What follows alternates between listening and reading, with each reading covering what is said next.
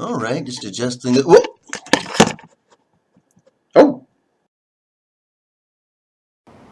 Hi, everybody. This is Chris Nugline with the Nerd Extravaganza podcast at the Adventure Game Store. And I'm here with Ken Hite, freelance RPG extraordinaire. We're going to touch base and see what he's doing for this year in 2017 and maybe dig into some deeper stuff in just a little bit. Thanks for inviting me back, or on, or whichever. On and back, I guess, technically. Always good to be here. Thank you. This is like the third time, right? Yes, this is the third time I've been. Did I ever call into your podcast during the great Dracula Dossier Full Court Press, or did we just time that out to be one of these same things? I think we did this instead. Did this instead. That's cool. Which is still an awesome game. Well, I tell people here, if you have this much of a budget, you have an instant awesome campaign right here with these 3 books. there you go. That's what we like to have. So what are you going to do? Unsolicited testimonial, ladies and gentlemen. Exactly. So what are you doing this year? This year is the year of Fall of Delta Green, so I'm finishing Fall of Delta Green now. That is the Gumshoe adaptation of Delta Green, and it is set in the 1960s when Delta Green is still an authorized operation of the federal government. It's not a secret conspiracy that has to work within the walls of the bureaucracy. It's out there. They don't have letterhead because it's a top secret eyes only category, but there is people you can call and say, I've run into something, what do I do? So it's got a different feel. It's got a different feel from regular Delta Green, and because it's in the 1960s, I think it has a different feel from other standard sort of Cthulhuan, standard sort of Gumshoe investigation, because you're constrained in many ways. There's no internet being the obvious one, but you're constrained in other ways. There's things that are not expected of you, weirdly enough, because this is before Miranda rights. This is before all kinds of things. When if you are this FBI, you can do all kinds of horrible stuff that we found out much later people are doing, and much of the reason you can't do them now is because of the excesses that the FBI and the CIA were committing in the 1960s. So you're playing those guys. So it's still got the sort of, are you really, yeah, you're not Cthulhu, so you're the good guys on that scale, but shouldn't you be aiming higher? So a lot of those questions are still coming in. Plus you're setting it in a decade that's got a different feel, right? It's got sort of a civilizational optimism, not just the flower power kids and the revolution and the new generation, but even the flannel suit man is optimistic about the world in a way that people are not necessarily now, even though now we have the internet and all manner of other great stuff that they didn't have in the 60s, but they, in the 60s, were like, well, we'll just get all the bugs, worked out of the war on poverty in Vietnam and the space program, and we'll be, grilling hot dogs on Mars when our kids are old. And none of that came true. So it's a different feel, right? And so it's got a different quality to it as well, and trying to put that to some extent into the mechanics is a little bit of a challenge. Plus trying to boil the entire just unbelievably insane decade of the 1960s down into something that you can present in a role-playing game book, as opposed to just an infinite list of Google search topics, which is what it could be, frankly. And people would still say, oh, I'm surprised you left out that. Because that is a great idea and would make a great Delta Green game, but I can't just make the whole book 3-line tags to look up more stuff on. And what else are you working on? I'm editing Dragon Heresy by Douglas Cole, who does the Gaming Ballistic blog, and he did Dungeon Grappling very recently, so this is his reskin of Dungeons & Dragons 5th edition for, and you probably can't say that legally, but trust me, that's what it is, for a sort of a Norse saga type feel. And I'm editing that, and he will be bringing that to Kickstarter, and hopefully that will be doing well. Hal is planning a Kickstarter for, Hal is planning a Kickstarter for the newest reprint of Tour de Lovecraft, The Tales, which, if it goes well, might generate the second book in the series. And if it even goes medium well, will at least expand and improve Tour de Lovecraft, The Tales, and bring it back into print, which is something that people will write to me and say, I've noticed that it's only available from Amazon resellers for $300. That can't possibly be right. And it's true. It can't be right. But it is out of print. And so Hal wants to bring it back. And once Hal and I start working together, there's usually about 1 million new ideas that we have. So Day After Ragnarok may see some long-delayed love.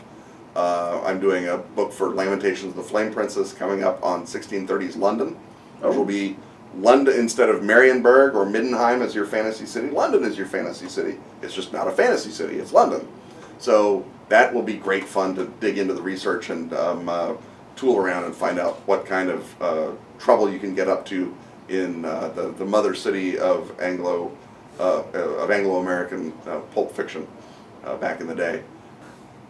When Moll Cutpurse, the Roaring Girl, is running around and being kind of the first superhero ever, that's pretty neat. It is. And, I've always kind of joked around saying that you're the Tim Powers of role-playing. Basically, you're able to find an occult conspiracy in any bit of historical fiction you can, or fact, that you can find. Well, that's the goal, right? Is because I feel that playing in actual history, playing in things that really existed, gives you an immediate visceral connection to the thing. If I tell you King Arthur is a drow, you're like, I want to know that. If I tell you King Nebulon is a drow, you're like, I don't care, because I don't have a buy-in there. So presenting something about real history, people know what London is, right? They've seen it on TV. People, they may live there. People know what the 1960s are. They know what is going on in Vietnam. Knowing that then gives you a meaning that you can either subvert or insert something behind. And that's so much more satisfying to me than just making up something that isn't going to connect to your to anything that is already in your head. First of all, it's harder, and I hate that. I'm very lazy. And second of all, the hook can't be sunk correctly. You can't target the shot. Whereas if you're saying this is something that takes place in the Midwest after the Midgard serpent fell down and blotted out the sky, that's very interesting if you're a Midwesterner. You're like, oh, what happened to my town? What happened to Indianapolis? And now you have questions you can ask about the setting in a way that if you just unroll a big map of, Galarion, no one's like, oh, I'm really curious about that arbitrary hex. I mean, they might be if their campaign's going there, but they don't have a reason to care about that one as opposed to that one.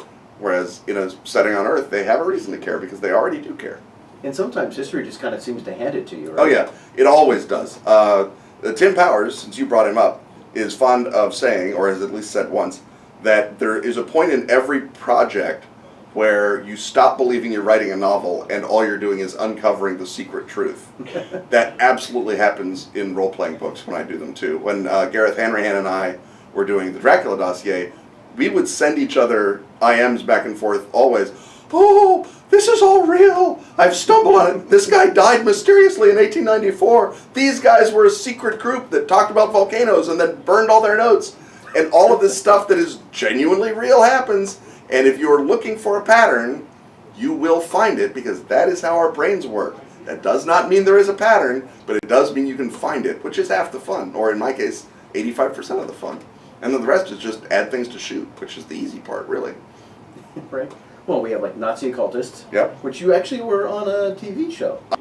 I was on 2/3 of a 3-part documentary series that is on the American Heroes channel, or you can buy the individual episodes on Amazon, that has, or on YouTube, called Hitler's Zombie Army and Nazi Killing Magic. And I hasten to add, there's no hyphen in that. It's not magic for killing Nazis. It's killing magic the Nazis were looking into. And that came about because I wrote the Nazi Occult for Osprey, and someone saw that, probably in some Google search on the topic, and sent an email, and it got to me, and they said, would you like to talk about the Nazi Occult and maybe be on TV? And I'm like, well, I'm doing half of that already, why not? So I went out to New York, and we shot, umpteen hours of B-roll, and my weird talking head is in there. So it was a great experience. With a tie, no less. Yeah, with a tie. Well, I felt you have to class it up if you're talking about Hitler's zombie army, You can't just be doing this. I don't know why not, but... Yeah, well, it's maybe the American Heroes channel would beg to differ. American Heroes don't always wear... Well, actually, this shirt is covered with American Heroes, so this is a bad example. This is Beards of the Civil War. But, I'm just saying. There are looks and there are looks. So, what are you sinking your teeth into now for research or just for enjoyment? I mean, right now I'm still buried in the 1960s. There's just so much shenaniganry that the government gets up to, even outside Vietnam, which is its own endless well of fascination.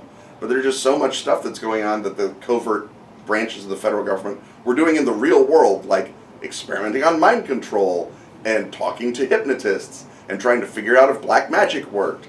That, you know, the part that I have to make up is secondary to the parts that I have to look up, and I'm still very much in the, oh goodness, look at that, as well as the what kind of flamethrowers did they have in Vietnam type questions that you can usually just Wikipedia, but sometimes you get taken down a couple of different rabbit holes. And a lot of it is just reading fiction written in the 1960s, so you don't accidentally either write in a tone that sounds too modern, or you don't present assumptions that don't fly in the 60s that you can so that you can lean into the way that people think about stuff. So right now I'm reading a ton of crime novels written in the 1960s because I want to make sure that the player character options are options that a thriller writer in the 1960s would find believable.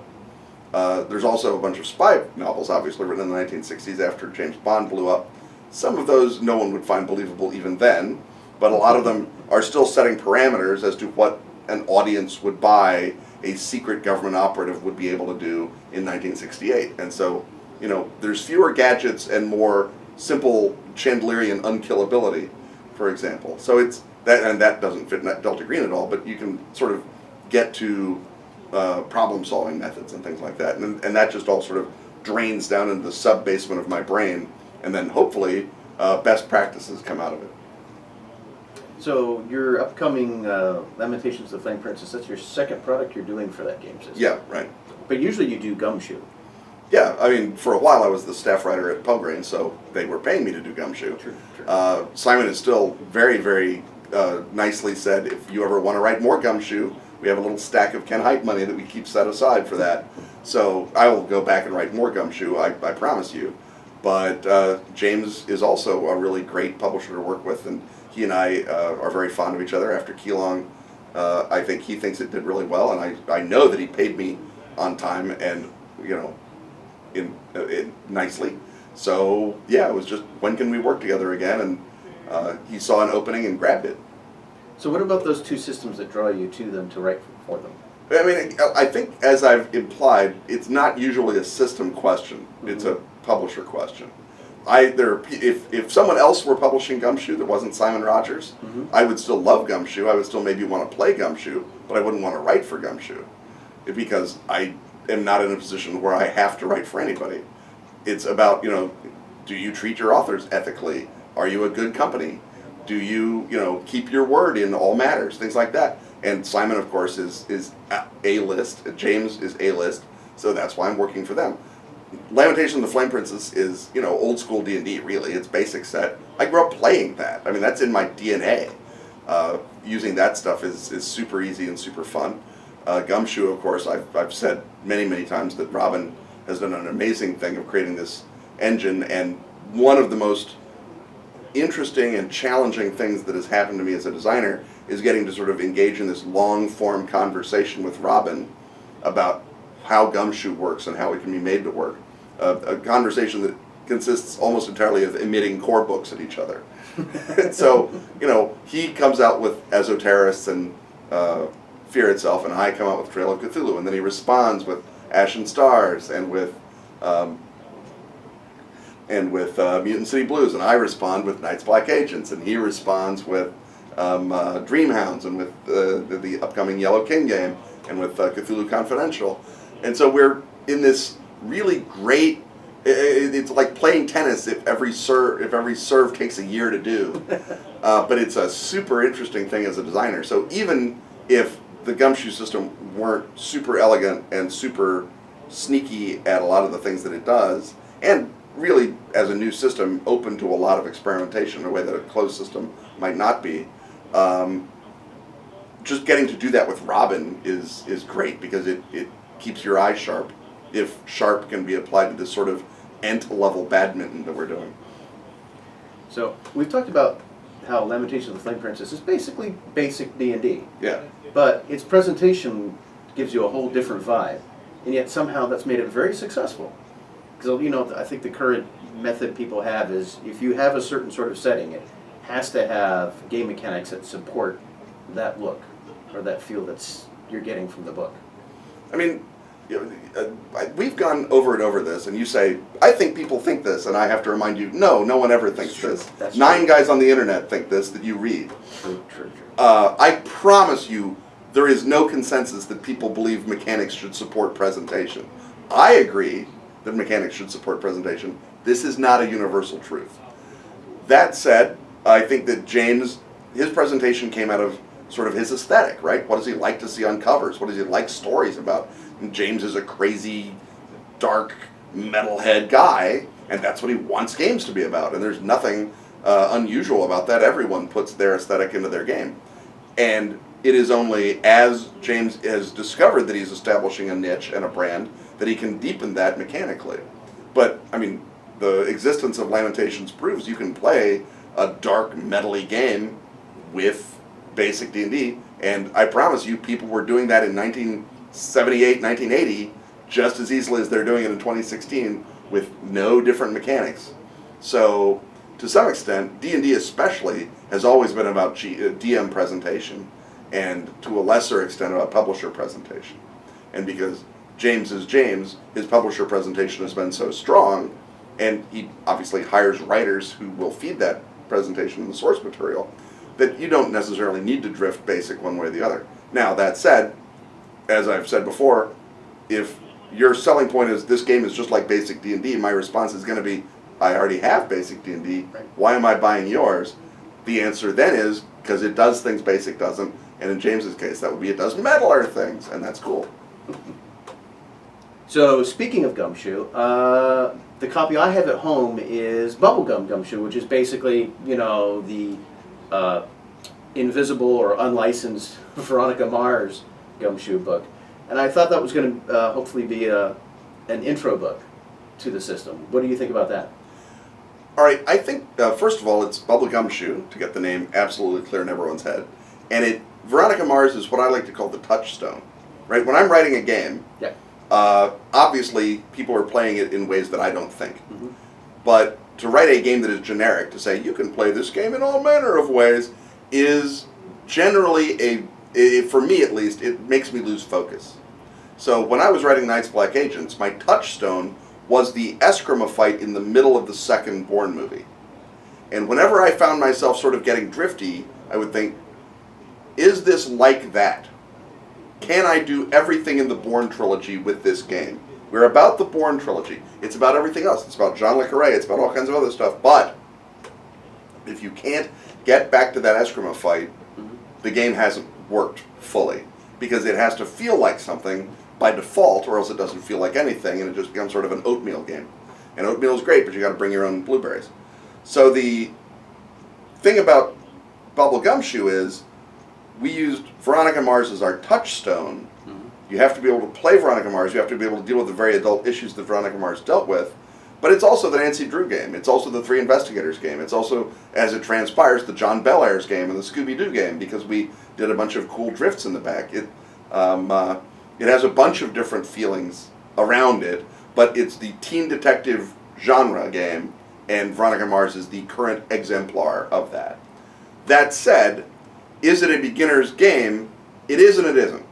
I mean, it's hopefully written clearly enough and presented well enough that with a good will, you could have a table of teenage girls play it as their first role-playing game. I would say that for Gumshoe qua Gumshoe, it changes things up enough that you might want to start with a Night's Black Agents or a Fear Itself or something like that as your first Gumshoe game, because those are more straightforward Gumshoe presentation, and they will translate more across the bunch of lines. Bubblegum Shoe, for example, mechanizes relationships in a way that other Gumshoe games don't. It has a much more truncated skill list or ability list than other Gumshoe games don't. It almost ignores physical combat in a way that no Gumshoe game does, because you're about teenagers in high school and things are not solved by shooting each other. Things are solved by telling on each other and getting into giant screaming meltdown fits in the cafeteria at each other. And so it has very, very complex, or not complex, but very, very thorough social combat rules. for what we call throwdowns, where you have the big scene where you tell each other off and stomp off into your other corners, and now you've earned invisible prestige at school, and they've suffered loss of invisible prestige at school. And that's the solution that Bubble Gumshoe points you toward, not, just wait for them in a dark alley and stab them, which is what virtually every other Gumshoe game offers as an option. So in some ways, yes, the subject material, because we did write it with an audience of high schoolers in mind, it is welcoming, I think, to new players, but it's not an introduction to Gumshoe in the way that you're talking about. Oh, okay. Yeah. Well, I'll have to buy another Gumshoe then. You should have to buy another Gumshoe. Exactly. Emily Carabas and Lisa Steele, I should give shout-outs to as my co-authors and co-designers on that. Emily Carabas, of course, is just an amazingly great designer. Her romance trilogy just got reprinted in a lovely physical copy, hard copy edition. And Lisa Steele did GURPS Mysteries way back in the day and GURPS Cops, so she was super helpful in building out the sort of realistic town and mystery half of the game. You know, what's it like to have mysteries solved? How do we structure those? And in a way, Gumshoe is a game about mysteries, but we haven't really had a dedicated Mysterian brought on to look at it until we brought on Lisa. So between M's insights into people and Lisa's insights into mysteries and my, hey, I'm on the cover, I think it turned out pretty great. So it did. I enjoyed it. Yeah. Just as a reading, never mind getting to play it. Cool. So we've ran out of time, so I've got to wrap it up. But thank you for dropping by. Thanks again, Chris, for having me on the show. Thank you. You're welcome. All right. And we're signing off from the Nerdstravaganza podcast and the Adventure Game Store.